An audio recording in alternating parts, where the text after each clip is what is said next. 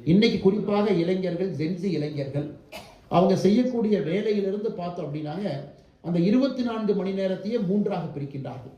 தனிப்பட்ட ஓய்வு அதற்கு ஒரு 10 மணி நேரம் வேணும். ஆஃபீஸுக்கு போய் வேலை பார்க்கறது 6லிருந்து 8 மணி நேரம். என்னோட சோஷியல் லைஃப் என்ஜாய்மெண்ட்டுக்கு 6 மணி நேரம் பார்க்குறாங்க.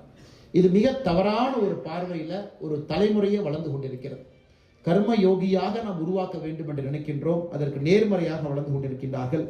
அவர்களுக்கு மிக முக்கியமாக இந்த மாதிரி ஆன்மீக துறவிகள், குறிப்பாக அன்பு இல்லம், இந்த பயிற்சி அந்த குழந்தைங்களுக்கு போகணும். செய்யும் தொழிலே தெய்வமாக பார்க்கக்கூடிய மனப்பக்குவத்திலிருந்து ஒரு வேலையை வெறும் கடமையாக மட்டும் பார்க்க ஆரம்பிக்கும் பொழுது அதனுடைய முழுமையான பரிமாணம் நமக்கு கிடைப்பதற்கான வாய்ப்புகள் ரொம்ப குறைவு. இது இன்னைக்கு நம்முடைய சமாஜ், நம்முடைய சொசைட்டி முன்பு இருக்கக்கூடிய ஒரு முதல் சேலஞ்சாக நான் பார்க்கின்றேன். விவாகரத்து நம்ம செஞ்சுக்கிட்டோம் அப்படின்னா, விவாகரத்து செய்யும் பொழுது நம்ம சொத்தை எப்படி பிரிக்கணும், நம்ம எப்படி அதை டீல் பண்ணணும் அப்படிங்கிறது இன்னைக்கு பல இடத்துல கொங்கு பகுதியில் நான் பார்க்கின்றேன். லாயரை வச்சு அக்ரிமெண்ட் போட்டு தான் நிறைய திருமணத்துக்குள்ள புதிதாக நாம் இந்த விஷயத்தில் கேட்கின்றோம். இது நான் ஒரு 2வது சேலஞ்சாக பார்க்கின்றேன். காரணம், ஒரு குடும்ப வாழ்க்கையில மிக வேகமாக வெளியே வர வேண்டும். சின்ன சின்ன பிரச்சனைகளுக்கெல்லாம் கோர்ட்டு தான் தீர்வு, எல்லாவற்றுக்கும் ஒரு சண்டை.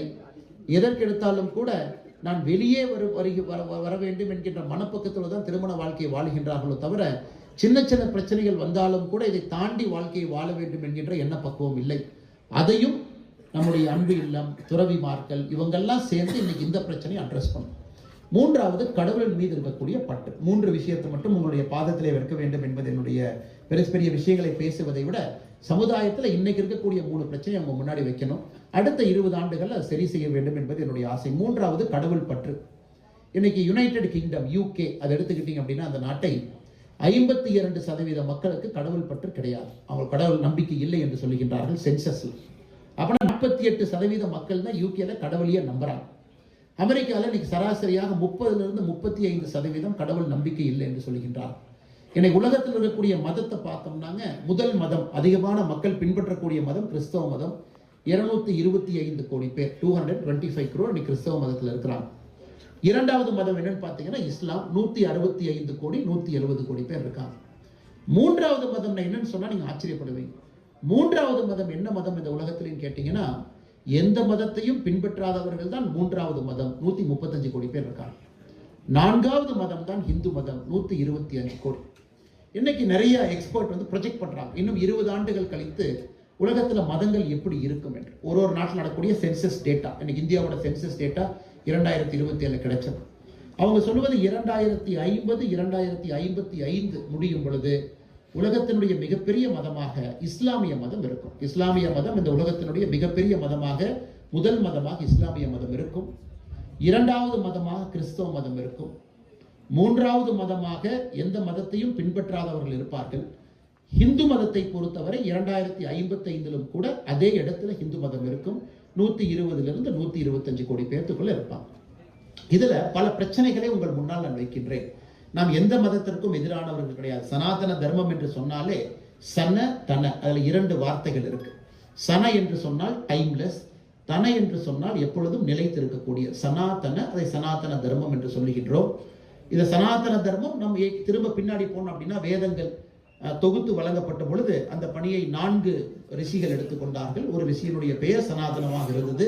சனாதன தர்மம் என்கின்ற பெயர் அங்கிருந்து வருதுங்க. 4 வேதங்களை தொகுத்த ஒரு ரிஷியினுடைய பெயரும் கூட, தொகுத்த ஒரு ரிஷியாக இருந்தாலும் கூட அந்த பொறுப்பை 4 ரிஷிகளுக்கு கொடுத்தாங்க. ததானனா, சனாதனா என்கின்ற 4 ரிஷிகள்ல ஒரு ரிஷி பெயர் சனாதனா. நம்முடைய மதத்தை பொறுத்தவரை எதையும் நிலைத்து நிற்கக்கூடிய ஒரு மதம். இன்னைக்கு நாம ரிலீஜியன் என்கின்ற ஐடென்டிட்டிக்குள்ள கொண்டு வந்துட்டோம். இதை நாம் ரிலீஜியன் என்கின்ற ஐடென்டிட்டி. சுவாமி விவேகானந்தா அவர்கள் மிக மிக கடுமையாக இதை எதிர்த்தாங்க. யார் எதிர்த்தாங்களோ இல்லையோ, இந்த மாடர்ன் ஸ்பிரிச்சுவல் மாஸ்டர்ஸ் கடந்த 250 ஆண்டுகள்ல விவேகானந்தா அவர்கள் கடுமையாக எதிர்த்தாங்க. இந்த பிரச்சனைக்காகத்தான் அவங்க எதிர்த்தாங்க. மதம் என்கின்ற கோட்பாட்டுக்குள்ள ஒரு வாழ்வியல் முறையை கொண்டு வரும் பொழுது பிரச்சனைகள் வரும், இன்னும் 100 ஆண்டுகள் கழித்து வரும் என்பதை விவேகானந்தா அவர்கள் பல இடத்துல பேசியிருக்கிறார். ஆனாலும் வேர்ல்டு பார்லிமெண்ட் ஆஃப் ரிலிஜன் சிகாகோவில் விவேகானந்தர் அவர்கள் பேசும் பொழுது அவருக்கு முன்பு பல பேர் பேசினாங்க. 18வது தான் விவேகானந்தர் பேசினார். 17 பேர் மதம் பேசினாங்க. எல்லா மதத்திலிருந்து வந்தவர்கள் என் மதம் பெரிது, என் மதம் பெரிது, என் மதம் பெரிது. அப்ப விவேகானந்தர் அவர்கள் சொன்னார்கள், நீங்க இன்னைக்கு மதம் என்கின்ற வார்த்தையை பயன்படுத்துறதுனால நானும் என்னை ஃபோர்ஸ் பண்ணி நானும் என்னை புஷ் பண்ணி மதம் என்கின்ற வார்த்தை இந்து மதத்துக்கு நானும் பயன்படுத்த வேண்டிய கட்டாயம் எனக்கு இருக்கு. நீங்கள் மதம் என்கின்ற வார்த்தையை சொல்றதுனால நான் சொல்லுகின்றேன், உங்களுடைய மதத்திற்கெல்லாம் தாய் மதமாக இருக்கக்கூடிய மதத்திலிருந்து இங்கே வந்து நான் துறவியாக பேசுகின்றேன் வார்த்தையை பயன்படுத்துறாங்க. அந்த ஒரு லைனுக்கு பின்னாடி 1000 பொருள் இருக்கு. விவேகானந்தர் அவர்களே சிக்காகோவில் மதம் என்கின்ற வார்த்தையை மற்றவர்கள் பயன்படுத்திய காரணத்திற்காக, புரிதலுக்காக அவர் பயன்படுத்தினார். உங்களுடைய மதத்திற்கெல்லாம் தாய் மதம் என்று சொன்னால் அவர் பெருமைப்படுத்துவதற்காக சொல்லவில்லை. அவர் சொன்ன காரணம், நான் சார்ந்திருக்கக்கூடிய வாழ்வியல் முறை என்பது ஆதியில் இருந்து இருக்கக்கூடியது, ஒரு டைம்லெஸ் பிலாசபி. ஒரு மனிதன் தன்னுடைய வாழ்க்கை எப்படி வாழ வேண்டும் என்று சொல்லக்கூடிய தத்துவ இடத்திலிருந்து நான் வந்திருக்கின்றேன் என்று சொல்லுகின்றார். எதற்காக நான் திரும்ப திரும்ப சொல்றேன்னாங்க, இன்னைக்கு அது இஸ்லாம் மதம் பெரிய மதமாக இருந்தாலும் 2055 கிறிஸ்தவ மதம் 2வது பெரிய மதமாக இருந்தாலும் கூட சனாதன தர்மத்தினுடைய கோட்பாடுகள் இன்னைக்கு இஸ்லாம் மதத்திற்கும் கிறிஸ்தவ மதத்திற்கும் செல்ல வேண்டிய கட்டாயம் இன்னைக்கு இருக்கு. நான் சொல்றதை மறுபடியும் திரும்ப சொல்றேன். சனாதன தர்மத்தினுடைய அடிப்படை கோட்பாடுகள் மற்ற மதத்திற்கும் செல்ல வேண்டிய கட்டாயம் இந்த உலகத்திற்கு இருக்கு. ஏன்னா சண்டை ஆரம்பித்திருக்கின்றோம். கிட்டத்தட்ட 100 ஆண்டுகள் கழித்து பெரிய பெரிய சண்டைகளை பார்க்கிறோம். கிளாஷ் ஆஃப் சிவிலைசேஷன், 2 மதங்கள் மோதிக்கொள்கிறது. ஜூயிஷ் மதமும் இஸ்லாம் மதத்தையும் பார்க்கிறோம். ராக்கெட் முதல்ல பக்கத்துல இருந்து அந்த காம்பவுண்டுக்கு போற ராக்கெட் இன்னைக்கு கண்டங்கள் தாண்டி வருது, கான்டினென்ட்டை தாண்டி கண்டங்கள் வருது. அதையும் பார்க்கிறோம். ராக்கெட் வருது. ஒரு அமெரிக்காக்காரங்க B-52 பாம்பர் பிளேன் அனுப்புறாங்க. 2 கான்டினென்ட்டை தாண்டி குண்டு போட்டு வருது. அதனால இன்னைக்கு நாம ஒரு நிலையில்லாத ஒரு உலகத்துல இருக்கோம். எந்த நேரத்தில் வேண்டுமானாலும் தீப்பெட்டியை பற்றுவது போல யாரு வேண்டுமானாலும் சண்டை போட்டுக் கொள்ள முடியும் என்கின்ற இடத்துல இருக்கும் பொழுது, நம்முடைய இந்து வாழ்வியல் நெறி மற்ற மதங்களுக்கு சில போதனைகளை நம்மால் கொடுக்க முடியும். அதற்கு மற்றவங்க மாதிரி நம்ம ப்ரீச் பண்றோம், மிஷினரி ஆக்டிவிட்டி பண்றோம் கிடையாதுங்க. நம் மதத்தில் இருக்கக்கூடிய சனாதன தர்மத்தினுடைய கோட்பாடுகள் உலகத்திற்கு நாம் கொண்டு சேர்க்கும் பொழுது மட்டும்தான் இந்த உலகத்துல அமைதி நிலவும். அதுல எந்த மாற்று கருத்தும் இல்லை. அதனாலதான் ஒரு முறையும் நாம் ஒரு பிரேயர் பண்ணி முடிக்கும் பொழுது கூட ஓம் சாந்தி சாந்தி சாந்தின்னு சொல்றோம். உலகத்துல எந்த மதத்திற்கும் கூட இந்த கோட்பாடு கிடையாது.